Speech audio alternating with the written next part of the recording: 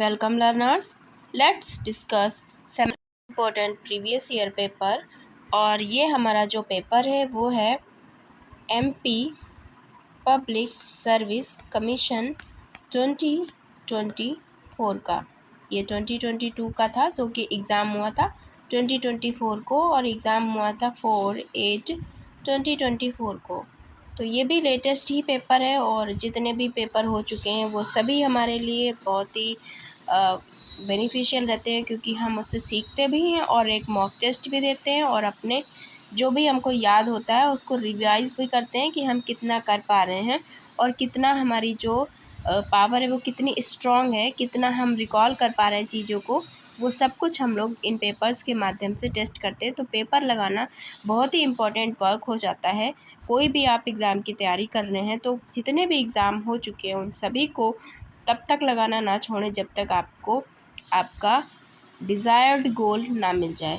तो चलिए शुरू करते हैं कुछ मोटिवेशनल आइडियाज़ के साथ आज का अपना प्रीवियस ईयर पेपर, जो कि हमारे लिए काफ़ी इम्पोर्टेंट रहेगा। इसमें हम कुछ नए क्वेश्चंस को सीखेंगे क्योंकि इसमें कुछ रिपीटेशन तो क्वेश्चन हुए रिपीट हुए हैं जो कि यूजीसी नेट में आते रहते हैं, आप देखेंगे।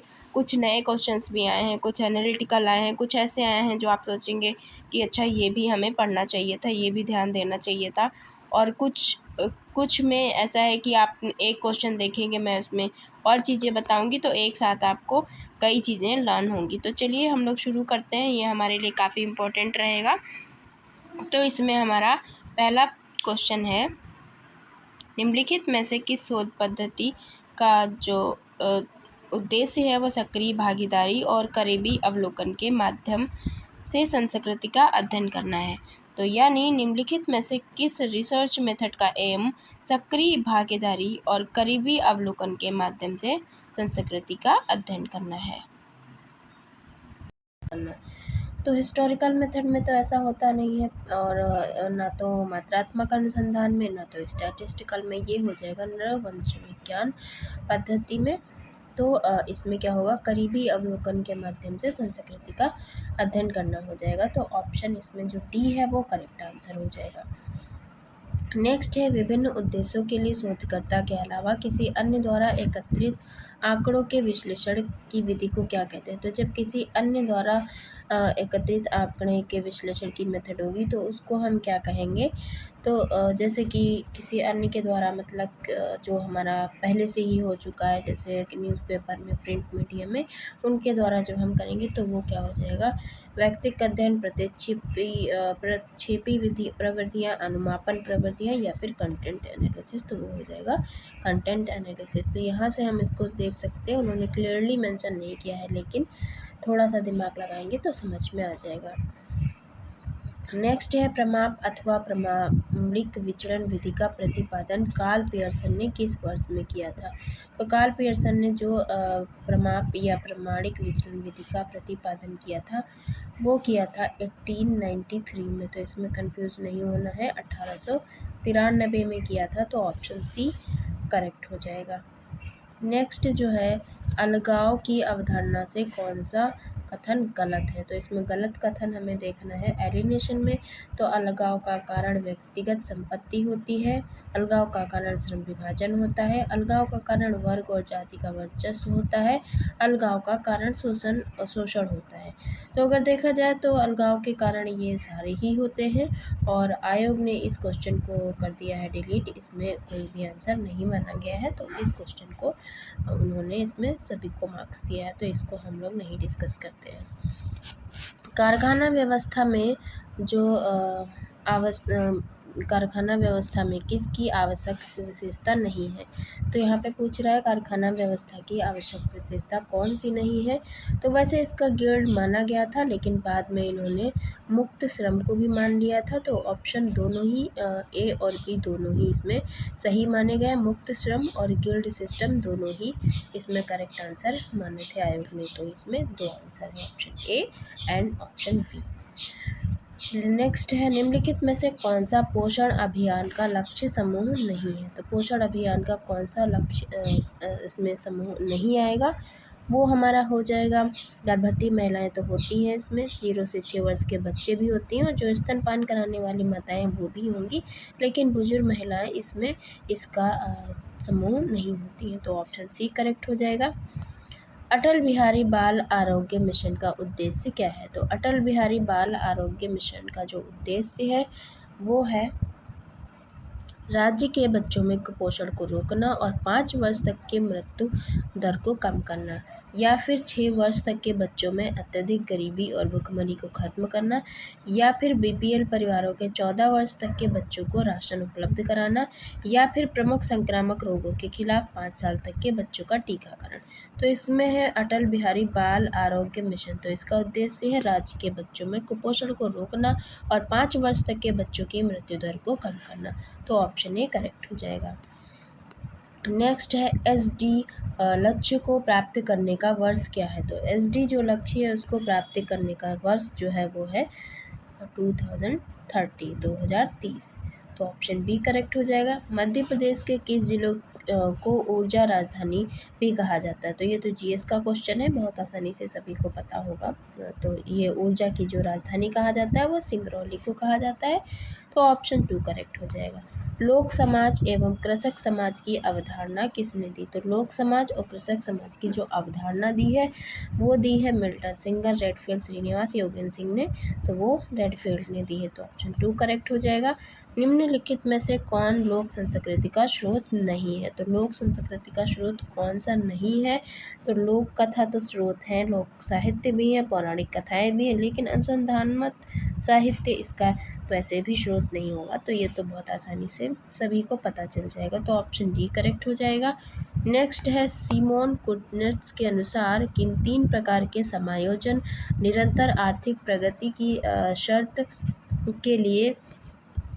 उच्चतर प्रवृत्ति के लिए आवश्यक है? तो सिमोन कुटनेट्स का तो पूछा गया है, इम्पोर्टेंट क्वेश्चन है, और इनके लिए जो आर्थिक प्रगति की आवश्यक शर्त है वो है प्राथमिक, द्वितीयक, तृतीयक श्रेणी के व्यवसाय, या फिर संस्थागत, अभिगत, वैचारिक या पारिवारिक, सामुदायिक या सामाजिक, या सरकार, बाजार एवं बुद्धिजीवी। तो ये हो जाएगा हमारा संस्थागत, व्यक्तिगत और वैचारिक। ये हमारा जो सिमोन कुटनेट्स हैं उनके अनुसार आर्थिक प्रगति की 3 आवश्यक जो शर्त हैं वो है संस्थागत, व्यक्तिगत और वैचारिक। तो ये डिफरेंट क्वेश्चन है, कहीं भी आया नहीं है, तो ये आप लर्न कर लेना। इंस्टीट्यूशनल और जो अभी व्यक्तिगत और डायलॉजिकल इसमें आएगा। तो ये भी काफ़ी अच्छा क्वेश्चन रहा, और हमें लगता है कि इस तरह के पेपर्स को करने से काफ़ी बेनिफिट होता है, तो इनको करते रहिए। किसका कथन है मानवतावाद और बुद्धिवाद पश्चिमीकरण का अंग है? तो आप समझ ही गए होंगे, जो मानवतावाद है और बुद्धिवाद की और कोई बात ही नहीं करता है, इसमें तो सिंपल है। श्रीनिवास, योगेन सिंह, दुबे, मुखर्जी। तो सिर्फ योगेन सिंह ही करते हैं। तो ऑप्शन 2 करेक्ट हो जाएगा। नेक्स्ट है जो सिंबॉलिक इंटरेक्शनिज्म शब्दावली का निर्माण सबसे पहले किसने किया था? तो मैं तो आपको बता ही चुकी हूँ कि जो इनके फादर हैं वो कौन है। तो वो इसमें वैसे भी ऑप्शन कन्फ्यूज़न वाला दिया ही नहीं है, तो ब्लूमर ही है। ऑप्शन सी करेक्ट हो जाएगा। नेक्स्ट है मैचिंग का क्वेश्चन।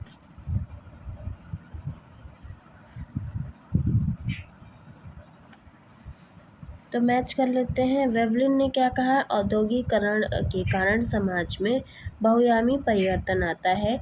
और देख लेते हैं मार्क्स ने क्या कहा है। तो मार्क्स ने कहा है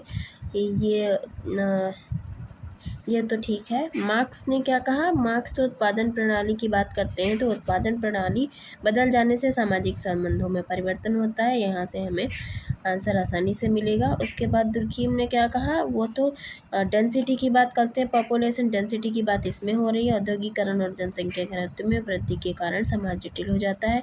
ममफोर्ड ने क्या कहा? वर्तमान युग का महत्वपूर्ण तत्व यंत्रीकरण है और पूंजीवाद नहीं है। तो ये हो जाएगा। तो हमारा फर्स्ट में फर्स्ट और बी में 4, ये तो हमारा ऑप्शन डी में है। तो हमारा ऑप्शन डी करेक्ट आंसर हो जाएगा, इसमें कोई दिक्कत की बात नहीं है। नेक्स्ट है लाहड़ी बाई। लाहड़ी बाई का संबंध किससे है? तो लाहड़ी बाई का जो संबंध है वो है मिलेट से। तो ऑप्शन ए करेक्ट आंसर हो जाएगा। बहुत अच्छा क्वेश्चन है, और वैसे तो रिपीट ये तो कम मुश्किल ही हो, लेकिन अच्छा है कि पता चल जाता है तो इसमें कोई दिक्कत नहीं होती है। नेक्स्ट क्वेश्चन पूछ रहा है भुरिया समिति का संबंध किससे है। तो भुरिया समिति का जो संबंध है वो इसमें पंचायती राज इंस्टीट्यूशन से तो है ही, शहरी विकास, वन उपज से राजस्व सृजन, अनुसूचित जनजाति सशक्तिकरण। तो ये दोनों ही आंसर माने गए, तो इसमें ए एंड डी दोनों ही आंसर करेक्ट हो जाएगा। और जो भुरिया कमेटी बनी थी वो 1994 में बनी थी, इस्टेब्लिश हुई थी। और ये इसकी जो भुरिया कमीशन की जो रिपोर्ट आई थी, अगर ये कहीं पूछ ले तो रिपोर्ट इसकी 2004 में आई थी। तो इसमें ये 2 इम्पॉर्टेंट ईयर है, 1994 में बनी और इसकी रिपोर्ट 2004 में आई। तो ये कुछ इम्पॉर्टेंट था, तो मैंने आपके साथ डिस्कस किया। नेक्स्ट है अनुसूचित जनजातियों व अन्य परंपरागत वनवासियों हेतु वनाधिकार अधिनियम कब पारित हुआ। तो अनुसूचित जनजातियों और जो अन्य परंपरागत वनवासी थे उनके लिए जो वनाधिकार अधिनियम पारित हुआ वो पारित हुआ 2006 में। तो ये तो आता ही रहता है क्वेश्चन, तो ये तो अच्छा इम्पोर्टेंट क्वेश्चन था। किन्हें आदिवासियों का मसीहा कहा जाता है। तो आदिवासियों का मसीहा जो कहा जाता है वो कहा जाता है बालेश्वर दयाल, ठक्कर बाबा, आमटे पाटकर। तो आपको भी पता है ठक्कर बाबा को ही कहा जाता है, तो ऑप्शन 2 करेक्ट हो जाएगा। कौन सा सिद्धांत जनसंख्या के आकार और धन के उत्पादन के बीच में संबंध का अध्ययन करता है। तो कौन सा सिद्धांत इसका अध्ययन करता है, तो वो हो जाएगा जनसंख्या संक्रमण सिद्धांत, शून्य जनसंख्या वृद्धि, जनसंख्या घनत्व या इष्टतम जनसंख्या सिद्धांत।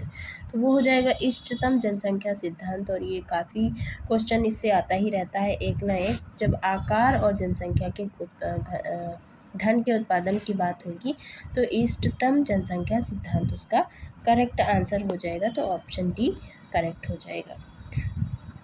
नेक्स्ट है जो विरचनावाद है उसके जनक कौन है। तो आपको पता है डिकंस्ट्रक्शन की बात कौन करते हैं, डेरिडा ही। तो ऑप्शन 1 करेक्ट हो जाएगा। नेक्स्ट है निम्नलिखित में से कौन निष्पक्षता की विशेषताओं को सटीक रूप से दर्शाता है। तो निष्पक्षता को कौन दर्शाता है वो हमें देखना है। तो शोधकर्ताओं के व्यक्तिगत मूल्यों को सामाजिक विश्लेषण की प्रक्रिया को प्रभावित करना चाहिए, जातीयतावाद या शोधकर्ता को निष्पक्ष होना चाहिए, साक्ष्यों को सत्यापित करना चाहिए और बिना किसी पूर्वाग्रह के निष्कर्ष निकालना चाहिए। तो एकदम क्लियरली लिखा है, इसमें कोई कन्फ्यूज़न ही नहीं है। शोधकर्ता को हर चीज़ की व्याख्या अपनी संस्कृति के चश्मे से करनी चाहिए। तो ये सब तो गलत हो जाएगा, तो ऑप्शन सी ही करेक्ट हो जाएगा। निष्पक्षता तो यही होती है कि निष्पक्ष रूप से सब कुछ सही बिना किसी पूर्वाग्रह के निष्कर्ष निकालें। कौन सा युग्म इसमें गलत है वो आपको देखना है। तो कौन सा युग्म गलत है, इंडियन विलेज तो दुबे की है, रूरल प्रोफाइल मजूमदार की है, इंडियाज़ विलेज श्रीनिवास की है, लेकिन मदन की रूरल इंडिया नहीं है। तो ऑप्शन डी जो है वो करेक्ट आंसर हो जाएगा इसमें। नेक्स्ट है किस प्रकार के शोध का उद्देश्य तत्काल अनुप्रयोग होता है और शोधकर्ता एक परिवर्तन एजेंट भी होता है। तो तत्काल अनुप्रयोग होता है किसमें, तो ये हो जाएगा आपका मौलिक अनुसंधान, खोजपूर्ण अनुसंधान या क्रियात्मक। तो जब तत्काल की बात होगी तो आपका एक्शन रिसर्च हो जाएगा। ऑप्शन सी करेक्ट आंसर हो जाएगा। नेक्स्ट है ग्रामीण सर्वदेशीयता की अवधारणा किसने प्रतिपादित की। तो ग्रामीण सर्वदेशीयता की अवधारणा जो प्रतिपादित की है वो किसने की है, डेविस, मेंडलबाम, रेडफील्ड, क्लिफर्ड या फिर ऑस्कर लेविस। तो ग्रामीण सर्वदेशीयता की अवधारणा तो ऑस्कर लेविस से संबंधित है। तो आपका आंसर जो है इसमें वो डी हो जाएगा। नेक्स्ट है पंचायती राज की जीवन रेखा के रूप में किसे मान्यता प्राप्त है। तो जो पंचायती राज की जीवन रेखा के रूप में मान्यता प्राप्त है वो है ग्राम सभा, ग्राम पंचायत, सरपंच या पंचायत समिति। तो वो हो जाएगा ग्राम सभा, ये जीवन रेखा के रूप में इसको मान्यता मिली है। नेक्स्ट जो क्वेश्चन है वो भी बहुत अच्छा है। इसमें पूछा गया है कि ये किसने कहा है, वह माल्थस यह दावा करने के लिए यहाँ तक चला गया कि व्यापक पैमाने पर नैतिक नियंत्रण वास्तव में सबसे अच्छा साधन था। निचले वर्ग की गरीबी को कम करने के लिए एकमात्र साधन था। तो माल्थस के बारे में ये बात किसने कही है? जेबी से या कीन्स या मार्क्स या फिर गिलबर्ट? तो ये कहा है गिलबर्ट ने। तो आपका ऑप्शन डी करेक्ट आंसर हो जाए। कहीं भी ये आया नहीं है क्वेश्चन, तो इसलिए ये इम्पोर्टेंट है। इन्होंने माल्थस के बारे में ये बात बोली है गिलबर्ट ने। नेक्स्ट है 1931 में जनसंख्या जो 10 की वृद्धि थी वो कितनी थी? तो 1931 में जनसंख्या की 10 की वृद्धि थी जो वो थी 11.0%। तो ऑप्शन 2 आपका करेक्ट आंसर हो जाएगा। नेक्स्ट है जनगणना 2011 के अनुसार भारत में पुरुष और महिला साक्षरता दर में क्या अंतर है? तो 2011 के अनुसार भारत में पुरुष और महिला साक्षरता दर में जो अंतर है वो कितना है? वो है 16.68%। तो ऑप्शन 2 करेक्ट हो जाएगा। महिला और पुरुष साक्षरता दर में ये इतना अंतर है 16.68 का। ठीक है, तो ऑप्शन हमारा 2 करेक्ट हो जाएगा। नेक्स्ट है मध्य प्रदेश लोक सेवा गारंटी अधिनियम 2010 के लिए कौन सा सही है, ये आपको देखना है। तो इसमें है मध्य प्रदेश यह कानून लागू करने वाला पहला स्टेट था, तो ये पहला ही था। ये कानून सुशासन प्राप्त करने के लिए राज्य की प्रतिबद्धता का प्रतिबिंब है। तो ये भी सही है, तो दोनों ही सही हैं किसमें? ऑप्शन सी में। तो ऑप्शन सी इसका करेक्ट आंसर हो जाएगा। नेक्स्ट है ये किसने तर्क दिया कि मानव क्रिया सामाजिक व्यवस्था द्वारा प्रदान किए गए मानदंडों से निर्देशित और नियंत्रित होती है?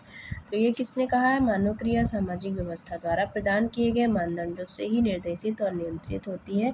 तो ये कहा है मालिनोव्स्की, मर्टन, पार्सन्स, दुर्खीम। तो यहाँ पे ह्यूमन एक्शन की बात हो रही है, उसमें ये बात हो रही है सोशल सिस्टम की। सोशल सिस्टम की बात किसने की? पार्सन्स ने। तो हमारा ऑप्शन सही हो जाएगा सी। नेक्स्ट है कौन सा परिप्रेक्ष्य समाजशास्त्री सिद्धांतों को केंद्र में रखकर समाज के यथार्थ को प्रस्तुत करने पर बल देता है? तो समाज के यथार्थ को कौन सा प्रस्तुत करने पे बल देगा? विचारधारी, मेथोडोलॉजिकल या थ्योरेटिकल या वैज्ञानिक? तो हो जाएगा थ्योरेटिकल। सैद्धांतिक परिप्रेक्ष्य। मलिन बस्तियों की सुधार योजना सबसे पहली बार कब चालू की गई? तो सबसे पहली बार जो मलिन बस्तियों की सुधार योजना चालू की गई थी वो चालू की गई थी 1969 या फिर 1956, 72 या फिर 74। तो वो चालू की गई थी 1956 को चालू की गई थी। तो ये भी काफ़ी इम्पोर्टेंट क्वेश्चन है, ये आया नहीं है तो इसको लर्न कर लेना है। मलिन बस्तियों की सुधार की जो पहली योजना चालू हुई वो 1956 में। नेक्स्ट है सामाजिक विज्ञान अनुसंधान में व्यापक रूप से उपयोग किए जाने वाला कंप्यूटर प्रोग्राम जो मात्रात्मक डेटा को प्रतिबंधित और विश्लेषण करने की अनुमति देता है वो क्या है? तो ये तो सभी को ही पता है, वो SPSS है। तो ऑप्शन 2 करेक्ट हो जाएगा, statistical package for social science. उसके बाद जब बृहद परंपरा लघु परंपरा का एक संगठित हिस्सा बनने के लिए नीचे की ओर प्रसारित होती है तो उसको हम क्या कहेंगे? तब जब नीचे की ओर जा रही है तो उसको हम क्या कहेंगे? जब नीचे की तरफ आएगी तो उसको हम कहेंगे भूमंडलीकरण, नो। सार्वभौमिकरण, नो। तो उसको हम कह देंगे स्थानीयकरण, क्योंकि नीचे आ रही है तो स्थानीयकरण हो जाएगा। तो ऑप्शन सी हमारा करेक्ट आंसर हो जाएगा। नेक्स्ट है पारंपरिक शक्ति व्यवस्था में कौन सा आयाम सही नहीं है? तो ट्रेडिशनल जो पावर सिस्टम था उसमें कौन सा आयाम सही नहीं है? तो इसमें जमींदारी प्रथा थी, ग्राम पंचायत थी, जाति थी, शैक्षिक पृष्ठभूमि का कोई मतलब नहीं है। तो ऑप्शन 2 सही नहीं है। नेक्स्ट है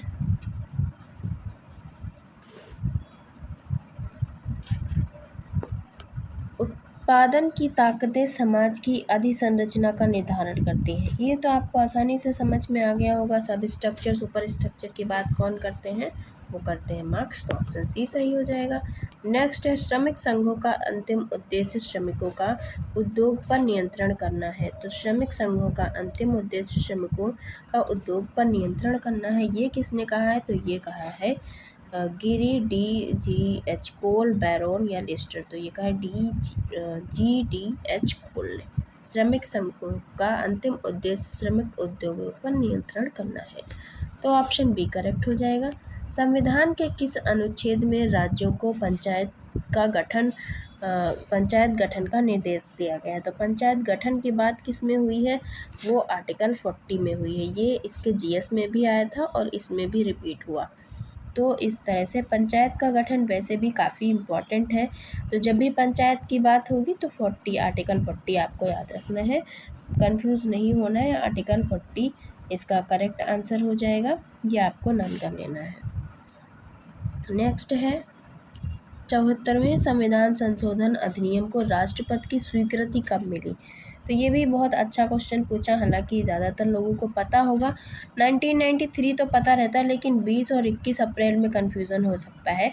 तो आपको याद करना है जो 74वें संविधान संशोधन को राष्ट्रपति को स्वीकृति मिली थी वो 20 अप्रैल 1993 को मिली थी। ठीक है, 20 अप्रैल 1993 को मिली थी। तो ऑप्शन सी करेक्ट आंसर हो जाएगा। नेक्स्ट है सामाजिक वर्ग, परिस्थिति, समूह, आयु और लिंग, समूह, भीड़, ये सब किसके उदाहरण है? तो ये तो बहुत सिंपल क्वेश्चन पूछा गया। ये प्राथमिक में तो होंगे नहीं, ना सेकेंडरी में होंगे, ना इनफॉर्मल में होंगे। ये हो जाएंगे कौशी ग्रुप के। ऑप्शन डी करेक्ट हो जाएगा। नेक्स्ट है आत्माओं में विश्वास को क्या कहा जाता है? It is also very simple, जीववाद, एनिमिज्म हो जाएगा। तो ऑप्शन 1 करेक्ट हो जाएगा। किसने कहा संदर्भ समूह काल्पनिक भी हो सकते हैं, इमेजिनरी भी हो सकते हैं? ये किसने कहा है? तो ये तो आपको हमने कई बार बताया है कि जो काल्पनिक समूह की बात करते हैं वो कौन करते हैं? ऑटो क्लाइनबर्ग करते हैं। तो ऑप्शन 1 करेक्ट हो जाएगा। ये लोग भी रेफरेंस ग्रुप की बात करते हैं, लेकिन ये पॉजिटिव नेगेटिव की करते हैं, पॉजिटिव नेगेटिव नहीं, न्यूकॉम पॉजिटिव नेगेटिव की बात करते हैं और Merton positive negative reference individual की बात करते हैं। तो इस तरह से ये सारे ही जितने लोग हैं वो सब इसमें रेफरेंस ग्रुप में पूछे जा सकते हैं, लेकिन इमेजिनरी की जो बात है वो तो ऑटो क्लाइनबर्ग ने ही की। तो इस तरह से ऑप्शन 1 करेक्ट आंसर हो जाएगा। तो इसमें मैं थोड़ा सा इम्पोर्टेंट जो बता दूँ कि क्योंकि सारे ही लोगों ने बात की तो कैसे फाइंड आउट करेंगे कि किसने क्या बात की। तो जो हर्बर्ट हाइमन थे उन्होंने सबसे पहले जो रेफरेंस जो ग्रुप थी उसकी बात 1942 में इनकी जो बुक आई थी द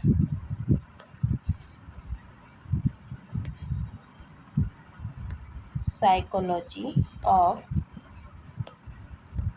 स्टेटस, इसमें इन्होंने सबसे पहले जो रेफरेंस ग्रुप था उसका सबसे पहले उल्लेख किया था। ठीक, तो फर्स्ट नंबर पे कौन आ जाएगा? हाइमन आ जाएंगे। उसके बाद फिर ये सेरेफ, ऑटो क्लाइनबर्ग और न्यूकॉम, मर्टन, स्टाउफर, इन लोगों ने बात की।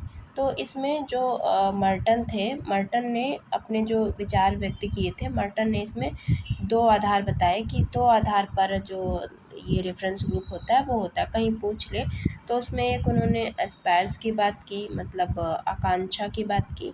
ये एक आधार इसका हो सकता है, क्योंकि हमने टाइप तो आपको बता दिया, तो आप टाइप हम नहीं बता रहे हैं क्योंकि टाइप आपको रिवीजन के लिए बता सकते हैं कि रेफरेंस इंडिविजुअल की बात करते हैं और उसकी positive reference individual, negative reference individual, यानी सकारात्मक और नकारात्मक संदर्भ व्यक्ति की बात इन्होंने की है। तो इतना काफ़ी है। बाकी इन्होंने आकांक्षा की और रिलेटिव डिप्रीवेशन, आपने सुना ही होगा, रिलेटिव डिप्रीवेशन, ये 2 आधार बताए मर्टन ने। कहीं आधार पूछ ले तो इस तरह से आपको पता होना चाहिए। तो हाइमन ने क्या किया, जो ये जो कॉन्सेप्ट था इसका यूज़ सबसे पहले जो स्कूल के बच्चे थे उनके लिए इन्होंने यूज़ किया, और उस संदर्भ में तो इन्होंने सबसे पहले साइकोलॉजी में यूज़ किया था, लेकिन सोशियोलॉजी में उसको लाने का जो श्रेय जाता है वो मर्टन को जाता है। तो ये बात क्लियर हो गई। उसके बाद जो हम इसमें बात करते हैं सेरफ की, तो जो सेरफ हैं, श्रीमती सेरफ, उन्होंने कहा जो रेफरेंस ग्रुप होता है वो ऐसा ग्रुप होता है जिसमें जो व्यक्ति होता है वो स्वयं को एक जो भी ग्रुप है उसके अंग के रूप में जोड़ लेता है, ये जो ग्रुप है, या फिर इसको इन्होंने कहा ये भी साइकोलॉजी के रूप से संबंधित रखने की आकांक्षा करता है। मतलब दिन प्रतिदिन की जो भाषा होगा उसमें संदर्भ ग्रुप में ऐसे समूह होते हैं जिनके साथ जो भी व्यक्ति होता है वो अपना क्या करता है, एक समीकरण करता है और समीकरण करने की आकांक्षा रखता है। तो यानी इन्होंने भी साइकोलॉजी के पर्सपेक्टिव में इसको यूज़ किया है जो सेरेफ है। तो इसमें इन्होंने सेरेफ ने भी 2 बातें कही, ये जो अभी हमने बताया ये इनकी डेफिनेशन में निकल के आती है कि इन्होंने कहा जो रेफरेंस ग्रुप है वो व्यक्ति ठीक है। उसका समूह अन्य समूह से होगा, मतलब अदर ग्रुप से होगा, जो मैंने आपको पहले ही बताया था, ग्रुप से होगा। दूसरा उन्होंने कहा कि जो आकांक्षा इन्होंने कहा था, तो ये भी कहते हैं अन्य समूह से स्थापित करने की आकांक्षा रखता है। तो मतलब दो चीज़ें, एक तो दूसरा ग्रुप होगा और दूसरा आकांक्षा उसको रहती है उस ग्रुप के मेंबर बनने की। तो सेरफ के अनुसार जो रेफरेंस ग्रुप होता है वो एक मेंटल स्टेटस होती है, यानी मानसिक स्थिति है जिसमें किसी भी समूह के जो सदस्य हैं वो किसी दूसरे ग्रुप से, बार बार हम क्यों फोकस कर रहे हैं, अगर ग्रुप से जिसमें वो श्रेष्ठ समझते हैं उससे अपना मानसिक संबंध जोड़ते हैं, मेंटल यानी साइकोलॉजी की ये भी बात करते हैं। तो अब समझ में आ गया, सेरफ की जब डेफिनेशन आप ढूंढेंगे या कीवर्ड ढूंढेंगे, साइकोलॉजी, मानसिक संदर्भ या फिर अदर ग्रुप ढूंढेंगे, ये इनके कीवर्ड हो गए, ठीक है। न्यू कॉम की अगर डेफिनेशन आएगी तो उसमें वो तुलना की बात करते हैं, और वो तो हम बता ही दिए थे आपको कि न्यू कॉम ने जो दो वो बताए थे टाइप, वो पॉजिटिव और नेगेटिव रेफरेंस ग्रुप बताए थे। तो ये कंफ्यूज नहीं होना है, बहुत बार पूछा जा चुका। तो ये हो गया न्यू कॉम की ये डेफिनेशन, उसमें कीवर्ड मिलेगा आपको तुलना, और ये हो गए type positive and negative reference group. इसके बाद एक और जो इम्पोर्टेंट चीज़ है, जो ऑटो क्लाइनबर्ग हैं, उन्होंने कहा है कि जो ये रेफरेंस ग्रुप होता है उसमें जो आदर्श होंगे, मतलब उसके आदर्श, मूल्य, व्यवहार, प्रतिमान, ये सब, इन सबको व्यक्ति क्या करता है, अपना आदर्श मान लेता है। तो इनके में कीवर्ड आपको मिलेगा आदर्श। सेरिफ में क्या मिल रहा था, साइकोलॉजी, मेंटल या अदर ग्रुप मिल रहा था। इस जो ऑटो क्लाइनबर्ग है उसमें आपको कीवर्ड मिलेगा कि मूल्य, आदर्श, प्रतिमान, व्यवहार, उन सबको हम क्या करते हैं, दूसरे ग्रुप के, उसको हम आदर्श मान लेते हैं। तो ये हो गया।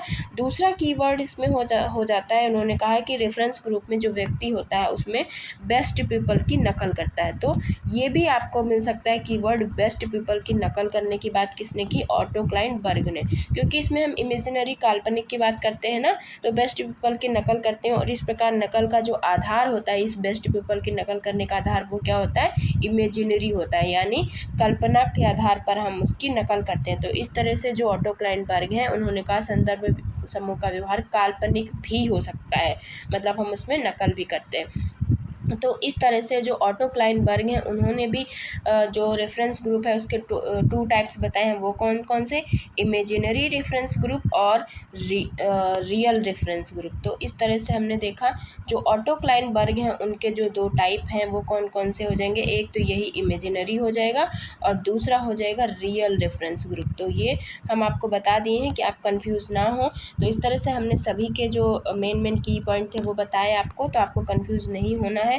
हाइमन ने साइकोलॉजी में यूज़ किया है, मर्टन ने पॉजिटिव, नेगेटिव रेफरेंस ग्रुप के जगह इंडिविजुअल की बात की, और सेरिफ में आपको अदर पीपल का ग्रुप मिलेगा या फिर आपको मिलेगा आकांक्षा या एस्पिरेंट की जो हमने बात की वो। तो इस तरह से आपको दो कीवर्ड आपको मिलेंगे, तो ये आपको ध्यान रखना है कि कैसे हम ढूंढें। और ऑटो क्लाइनबर्ग ने जो बात की उसमें बेस्ट पीपल की नकल करते हैं, काल्पनिक करते हैं। तो इस तरह से हमने सभी के बारे में बताया। एक एक्स्ट्रा भी आपको बताया, जो न्यू कॉम है, न्यू कॉम ने पॉजिटिव नेगेटिव रेफरेंस की बात की। तो इतना बहुत है, रेफरेंस ग्रुप में सारी ही इंपॉर्टेंट चीज़ें हमने डिस्कस कर दी। एंड आई होप इसमें से कुछ एक चीज़ तो आपको नई लगी होगी जो शायद आपको ना पता हो।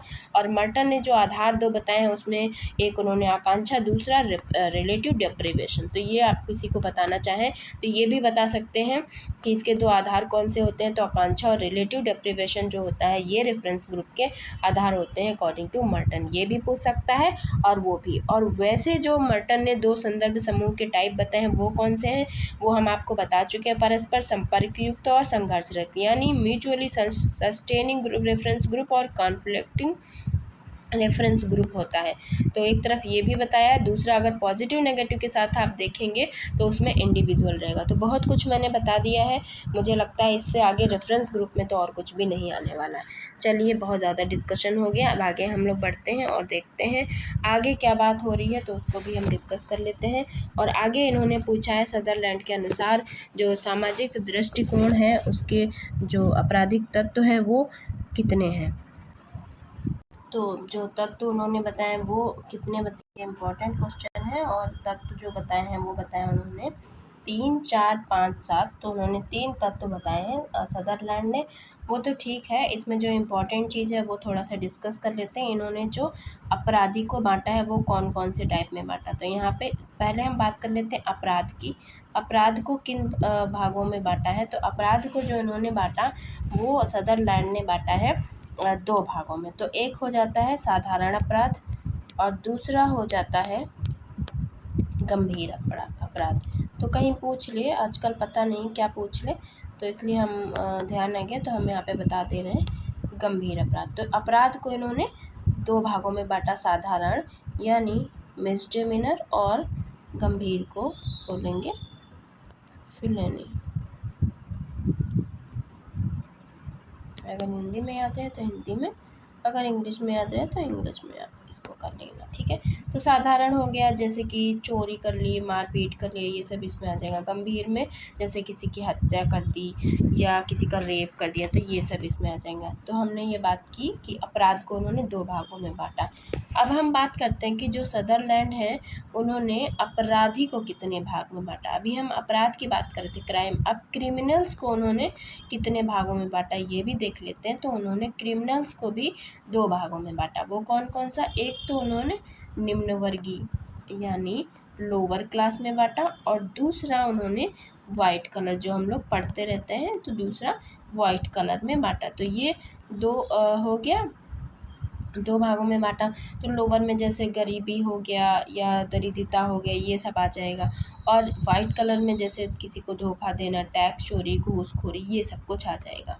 बाकी इनकी अगर बुक्स के बारे में बात करें तो एक इनकी बुक है जैसे क्राइम एंड बिजनेस। तो बिजनेस से आप देख ही सकते हैं कि बिजनेस में कितना वो करते रहते हैं। प्रिंसिपल्स ऑफ क्रिमिनोलॉजी भी इनकी बुक है 1924 की, प्रिंसिपल्स ऑफ क्रिमिनोलॉजी 1924। और एक है प्रोफेशनल थीफ, ये तो आपको पता ही होगा, आती रहती है बुक, ये है 1939 की।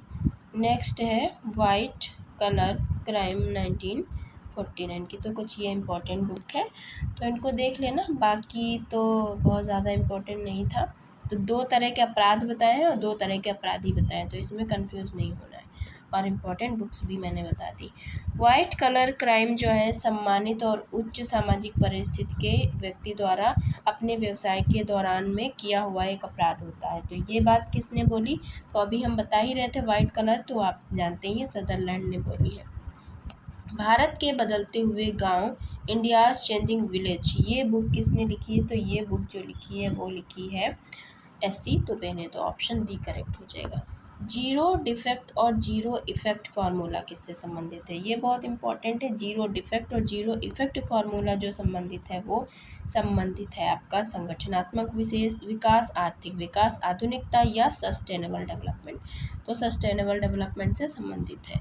नेक्स्ट है उत्तर आधुनिकता शब्द सबसे पहले किसके द्वारा प्रयोग में लाया गया था, तो पोस्ट मॉडर्निटी शब्द जो सबसे पहले प्रयोग में लाया गया वो लाया गया Strauss Ferdinand, Habermas, Millett, Fiedler या हस्तान विलियम और रॉबर्ट जैक्सन। तो ये बहुत अलग क्वेश्चन है। फिडलर और इवा हस्तान जो हैं उनके द्वारा सबसे पहले पोस्ट मॉडर्निटी शब्द को यूज़ करने में लाया गया, एकदम अलग है और कहीं आया नहीं है तो गलत हो सकता था, तो इसे नोट कर लेना।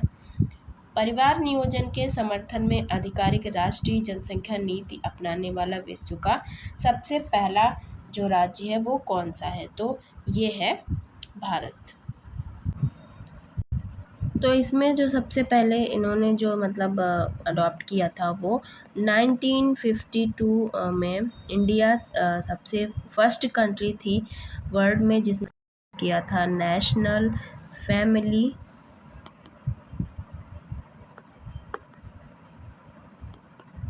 प्लानिंग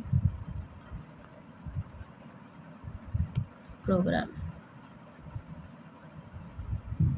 यानी राष्ट्रीय जनसंख्या जो नीति अपनाने वाला विश्व का पहला जो देश था वो भारत था। तो पॉपुलेशन जो पॉलिसी पे जो उन्होंने बात की सबसे पहले भारत ने बात की थी। और ये तो जो नेशनल फैमिली प्लानिंग जो का था उस वो बात हो गई। और दूसरी जो इसमें 1952 इसलिए इम्पोर्टेंट ईयर हो जाता है, इसमें और भी क्वेश्चन एक पूछा जाता है। तो इसमें जो फर्स्ट फॉरेस्ट पॉलिसी बनी थी वो भी 1952 में थी। तो मैंने ऐसे ही बता दिया कि आप ये भी लर्न कर लेना। फॉरेस्ट पॉलिसी भी 1952 की थी। और जो ये था आपका फैमिली प्लानिंग प्रोग्राम वो भी 1952 में बना था। और इसको अडॉप्ट सबसे पहले किया था किसने? इंडिया ने। तो आपका भारत जो है ऑप्शन 2 करेक्ट आंसर हो जाएगा। नेक्स्ट है SRS रिपोर्ट 2020 के अनुसार शहरी क्षेत्र के लिए प्रसवकालीन मृत्यु दर क्या है? तो SRS 2020 के अनुसार अगर हम देखें प्रसवकालीन मृत्यु दर तो वो हो जाएगी 18, 21, 12, 15। वो हो जाएगी आपकी 12 यानी 12। तो ये है SRS रिपोर्ट 2020 के अनुसार प्रसवकालीन मृत्यु दर 12। तो इस तरह से हमने इस पार्ट में सिर्फ 50 क्वेश्चंस ही किए हैं। 50 ही रखते हैं, नहीं तो बहुत ज़्यादा हो जाएगा। बाकी की 51 200 नेक्स्ट पार्ट में करेंगे, ताकि हम जितने भी क्वेश्चन को करें उनको अच्छे से रिवाइज कर पाएँ, डिस्कस कर पाएँ और आपको लर्न करा पाएँ। तो हम उतने ही करेंगे। हालांकि वैसे हम और भी कर सकते हैं, पर कोई मतलब नहीं है। आपको भी लर्न करना है तो आप भी अपना काम कर लीजिए। हमने तो अपना काम कर दिया। जो भी आपको क्वेश्चन इम्पॉर्टेंट लगता है या कुछ अलग लगता है उसको अपनी डायरी पे नोट करिए, लर्न करिए। और अगर वीडियो थोड़ी सी भी पसंद आती है तो अपने दोस्तों के साथ शेयर करिए। हमारे चैनल को सब्सक्राइब कर दीजिएगा और लाइक भी कर दीजिएगा। बाकी हम लोग काम करते रहेंगे इसी तरह। अभी जो नेक्स्ट क्वेश्चंस हैं उनको नेक्स्ट पार्ट में डिस्कस करते हैं। Thank you for watching the video.